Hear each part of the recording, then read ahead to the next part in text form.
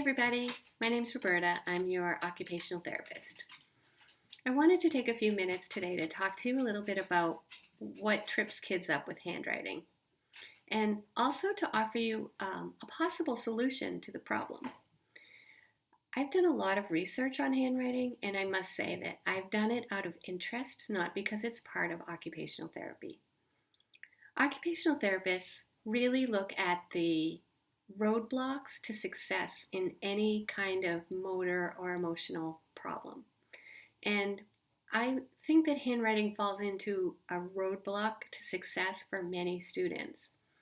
I have a lot of theories on why, but I can tell you that the evidence that I've read suggests that part of the problem in both literacy and handwriting is that students really don't get an opportunity to cement and master the motor plans for making letters before they're using them in making letters. So this is my idea. This unprecedented time has afforded me an opportunity to test a theory with you.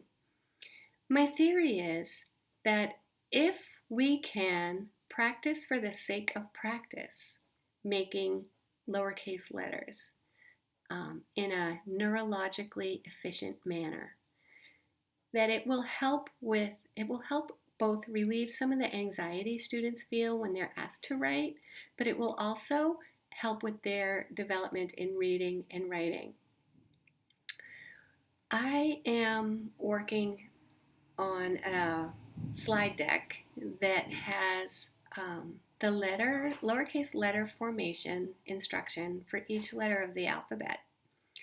And the way I think it would work best is for each day during the week for your child to practice the letter of the day 25 times. And I say practice it, I really, really want them to do it the way that I demonstrated on the slide and do that 25 times.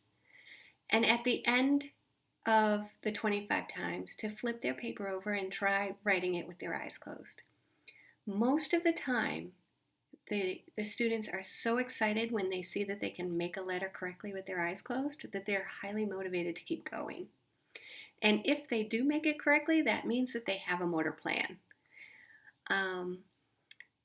It sounds kind of mundane, and for many of our big thinkers, it is very mundane, which is why I add that eyes closed step, because it makes it a little more exciting. The other piece I'd like to say is that the motor plan from an OT perspective does not involve lines.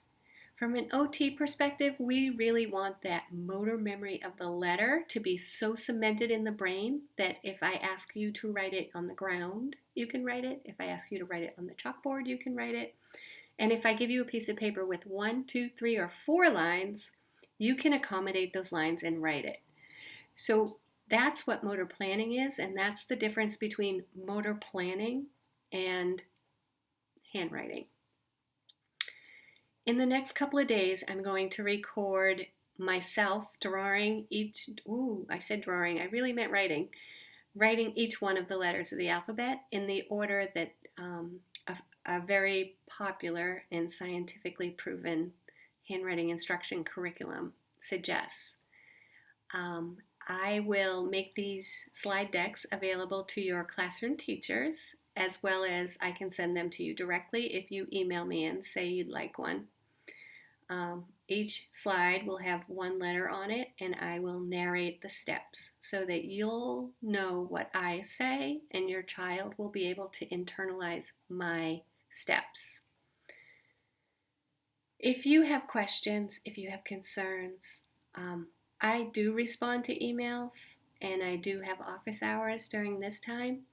But I'm also planning on keeping my office hours available when school reopens so that anyone can ask me a question anytime.